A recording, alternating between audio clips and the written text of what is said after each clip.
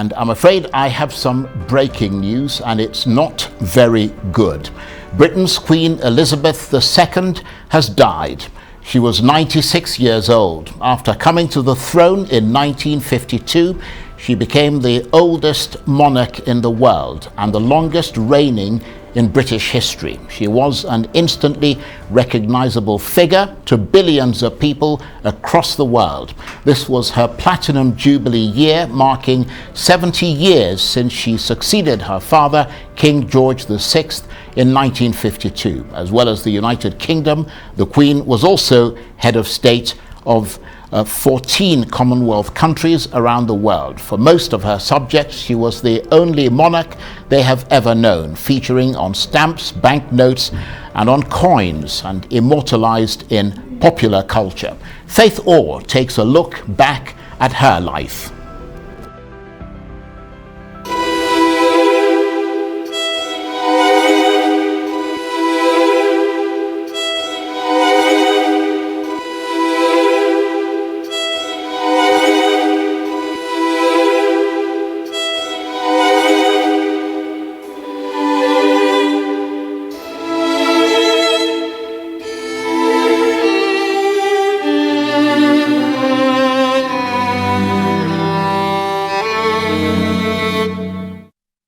Queen Elizabeth II was born Princess Elizabeth Alexandra Mary on the 21st of April in 1926. She wasn't destined for the throne. Elizabeth spent her early years between homes in London and Windsor, enjoying the life of a royal alongside her younger sister Margaret. But that all changed in 1936, when her father's elder brother abdicated the throne. King Edward VIII had reigned for less than a year. When her father took the throne as King George VI, young Elizabeth became his heir apparent. This was a role she took seriously. She made the first of her famous radio broadcasts during World War II from Windsor Castle, when she told the children of Britain that in the end all will be well, for God will care for us and give us victory and peace. Elizabeth joined the war effort personally in 1945. She trained side by side with other British women to be a driver and mechanic. It was just the start of her public service. I declare before you all that my whole life, whether it be long or short, shall be devoted to your service and to the service of our great imperial family to which we all belong. One of the defining themes of her life was her long marriage to Prince Philip. She first met him when she was only 13. The pair were distant cousins. King George was initially hesitant about the match. He didn't deem Philip suitable. But the pair were married in 1947 at Westminster Abbey. Their eldest son, Prince Charles, was born the following year, and daughter Anne arrived in 1950. The marriage was tested when King George died earlier than expected in February 1952, and Elizabeth assumed the role of British monarch. She was just 25 years old. Her official coronation took place on the 2nd of June 1953 in Westminster Abbey. For the first time, the ceremony was broadcast on television. Her coronation marked the end of Philip's naval career. He would spend the rest of his life by her side. Queen Elizabeth started her reign as she meant to go on, with her longest ever Commonwealth tour. It lasted 6 months and took in 44,000 miles. The Queen would remain committed to the Commonwealth throughout her life, even as countries gained independence from Britain. Her commitment to public life at times took a toll on her family. There were challenging periods, particularly her eldest son Charles's marriage to Diana Spencer. He was 32 and she was just 20 when they wed. It would ultimately end in divorce. Then in 1997, Princess Diana was killed in a car crash in Paris. The fallout from her death was one of the few times the Queen was thought to be out of step with public opinion. While crowds mourned at the gates of Buckingham Palace, and something of a national hysteria built up, the Queen stayed in Balmoral in Scotland with Charles and Diana's 2 sons, William and Harry. It's said she made the decision to protect her grandsons. They were ultimately thrust into the spotlight, walking behind their mother's coffin on the day of her funeral. Family would cause the Queen yet more problems when Harry, said to be her favourite grandson, married American actress Meghan Markle. The pair decided royal life was not for them and relinquished their roles, moving to the US. The couple made scathing comments about life in the royal family, with Meghan saying one member had made racist remarks. While her personal life wasn't always smooth sailing, the Queen always made sure her public duty didn't falter. She would maintain a love of dogs and horses throughout her life, particularly evident during trips to Balmoral Castle. There, she occasionally entertained foreign dignitaries. The Queen lived through 14 Prime Ministers and American presidents. Winston Churchill was rumoured to be her favourite, with their weekly chats extending well beyond the designated 30 minutes. The pair were so close, the Queen even broke protocol at Churchill's funeral by arriving before his family. She saw huge technological advances in her lifetime, joining in with social media in 2014 when she sent her first tweet, signing it Elizabeth R. The Queen became immortalised in the show The Crown, which dramatised many moments from the monarch's life, including an intruder breaking into her bedroom in 1982. But one of the images that many will remember is of Queen Elizabeth II casting a lonely figure at the funeral of her husband of 73 years. And the Commonwealth. She got back to public duties quickly after the death of Philip, remaining in her later years how she started her reign, as a stoic figurehead who put the needs of the country far above her own.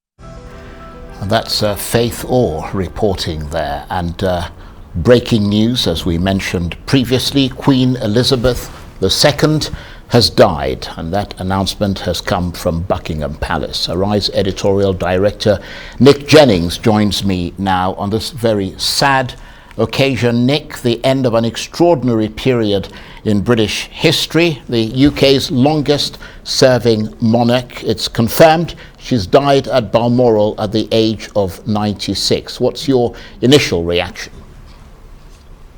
Well, great sadness, obviously, Charles. I mean, it wasn't exactly unexpected. I think ever since early this morning when the first reports went out that she had been taken ill, that people were, in a way, I think, hoping for the best, but expecting the worst.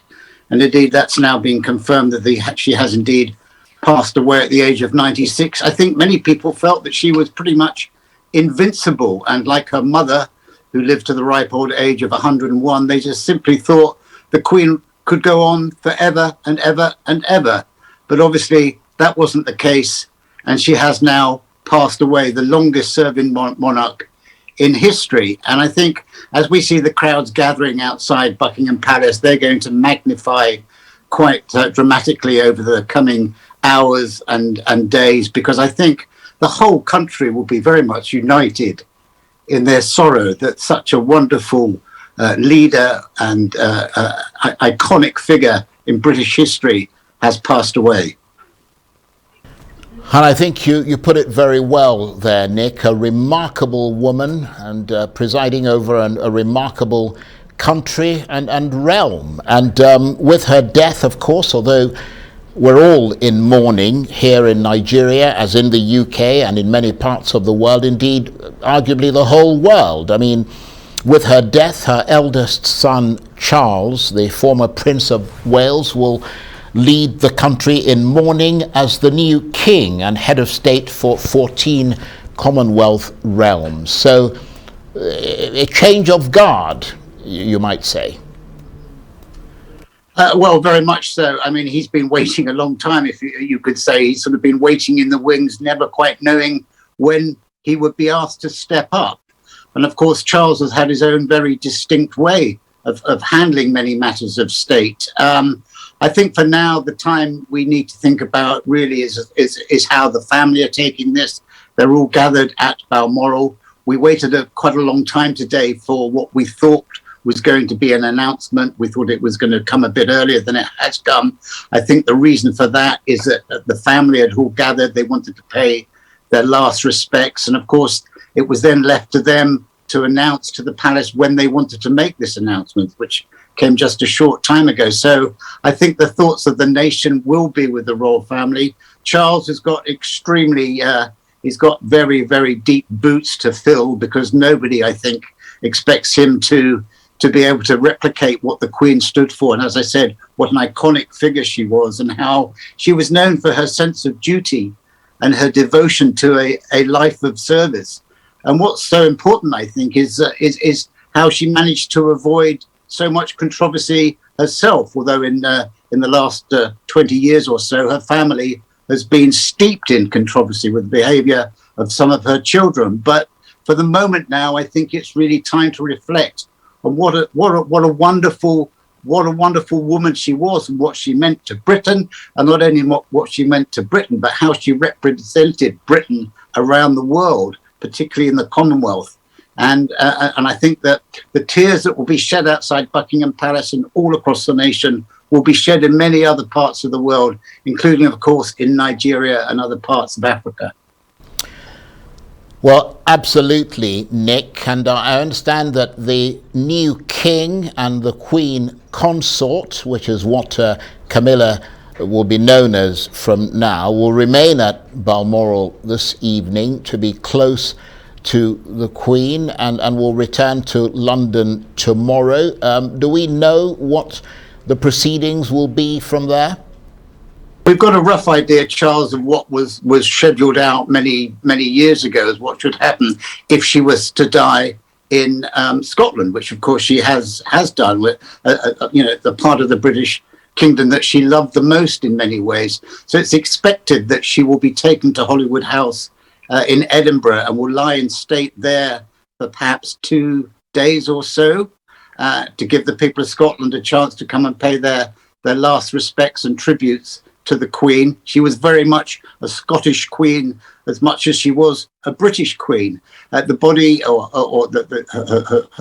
her coffin will then be taken down to London, where she will lie in state, probably at Windsor Castle, although that's not been confirmed. And then, of course, the whole procedure of a state funeral will take place, and this could go on for quite a while, Charles. It will be obviously an event that's going to be attended by world leaders. A lot of the plans have been in place for a long time, if that's the right way to put it. But we can expect one of the biggest funerals that the world has seen for a very long time. Well, that's absolutely correct. And stay with us, Nick, because I understand that soon enough we'll be getting a statement, a live statement from Buckingham, from Downing Street. We're expecting the new Prime Minister, Liz Truss, to be speaking shortly. But just a reminder, if you're just joining us, this is an Arise News special. Queen Elizabeth II, the UK's longest-serving monarch, has died at the age of 96 after reigning for 70 years. She died at Balmoral Castle in the Scottish Highlands. Her family gathered at that Scottish estate after concerns grew about her health earlier today. The Queen came to the throne in 1952 and over the 7 decades has witnessed enormous social change. With her death, her eldest son Charles, the former Prince of Wales, will lead the country in mourning as the new king and head of state for 14 Commonwealth realms. In a statement, Buckingham Palace said, quote, "The Queen died peacefully at Balmoral this afternoon. The King and the Queen consort will remain at Balmoral this evening and will return to London tomorrow." All the Queen's children travelled to Balmoral, which is near the city of Aberdeen in Scotland after doctors placed the Queen under medical supervision. Her grandson, Prince William, is also there, with his brother, Prince Harry, said to be on his way. So that's the latest breaking news. Her Majesty Queen Elizabeth II has died, and that announcement has come from Buckingham Palace. Your reflections, Nick? Well, I'm still trying to take it in, Charles, even though, as I said earlier, this was something that we sort of feared was going to be announced during the course of the day. I think it's, in a way, my thoughts as I'm trying to gather them is in a way a great sense of appreciation for what she stood for, because many of us of a certain age have just grown up knowing that the Queen was always there and what a representative figure she was, not just for the country, but for the world. And now she's gone. And, you know, it's been a particularly difficult few years, particularly the last couple of years with the pandemic and Brexit. And the Queen always stood for something that was constant about Britain. And she really represented the soul and heart of Britain right across the spectrum, if you like. So I think, like many people, I'm still trying to come to terms with it and trying to understand what happens next in terms of the royal family. There's been a lot of pressure on the royal family over recent years because of some of the scandals and controversy involving some of the younger members of the royal family. And it goes right back, of course, to the death of Princess Diana. I mean, the Queen's had a very rocky road in many respects in terms of some of the awful things that have happened to her, going right back to the fact that her father died when she was just 25, and that's when she took over the throne. So, I mean, a life well lived and a life very well loved, I think, is really what I'm trying to say, Charles. Well, thank you very much indeed, Nick. That was coming straight from the heart there, and we appreciate that very much. Nick Jennings, of course, Arise editorial director, talking to me from London. Don't go too far, Nick. Queen Elizabeth II, who we know and many people love, steered the monarchy through turbulent times and was for many a constant point in a rapidly changing world. She was known throughout her life for her commitment to the Commonwealth. She had a particularly long involvement with Africa. Faith Orr looks back at her days on the continent.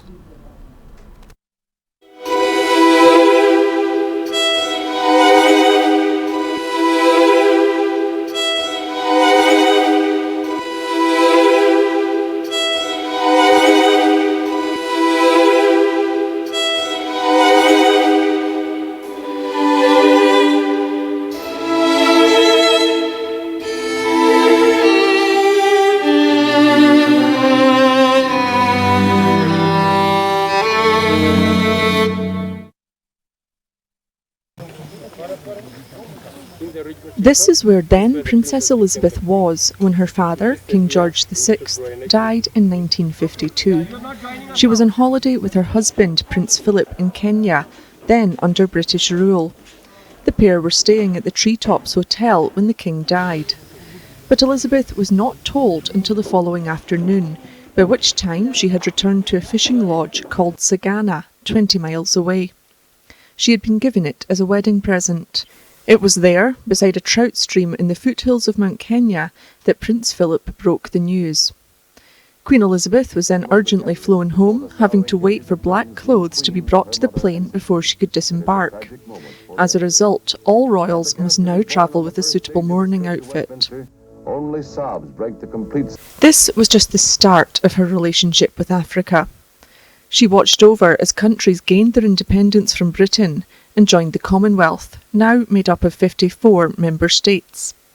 It wasn't always an easy relationship, with a long history of British colonial rule that left behind a legacy of segregation, economic ruin and disenfranchised citizens. Kenya gained independence from Britain in 1963, but like several other countries, its ties to the monarchy remain. The beautiful weather matched the greatness of the occasion. The Queen visited Nigeria before and after independence. In 1956, she took a trip to Kaduna where she joined thousands of spectators for horse and camel racing. She met the Emir of Katsina, as well as his 9-year-old grandson. In later years, she would travel to Abuja, the capital of the now independent Nigeria, being welcomed by then-President Olusegun Obasanjo. Your Majesty's visit to Nigeria is indeed very significant, and it is a momentous occasion for every Nigerian. My country particularly applauds the leading part the Nigerian government and people are playing in the new Partnership for Africa's Development. In 2003, the Queen would lead heads of government to the West African nation for a Commonwealth summit. Conspicuously absent was Zimbabwe's Robert Mugabe, his nation suspended by the organisation and Mugabe himself banned from the summit. Something that did not go unnoticed during the Queen's trip to Uganda in 2007. Who took Zimbabwe out of the Commonwealth? It is Mugabe, unilaterally, without consulting the people of Zimbabwe. So therefore, I think that it is natural, when the situation has changed to the better, that Zimbabwe should be back in the Commonwealth. It wasn't the first bit of controversy the Queen had to deal with in the Commonwealth. Queen Elizabeth had visited Ghana in 1957 against the wishes of the public and Parliament. It was felt President Kwame Nkrumah was well on his way to becoming a dictator. 5 days before her trip, the capital, Accra, was bombed. It was feared the Queen could become collateral damage while with the President, but she insisted on going and the trip was a success from start to end. The Queen was surrounded by excited crowds from the moment she arrived with Prince Philip. It showed the monarch was still hugely popular despite the country gaining independence. With her visit, all talk of Ghana leaving the Commonwealth ended, and it allowed funding to flow into the country for the Volta Dam. The British Prime Minister phoning up the American President John F. Kennedy to say, "I have risked my Queen, you must risk your money." Throughout the years and across the Commonwealth, Queen Elizabeth II routinely showed the world that even as a monarch with limited powers, she still had an important role to play. Faith Orr, Arise News.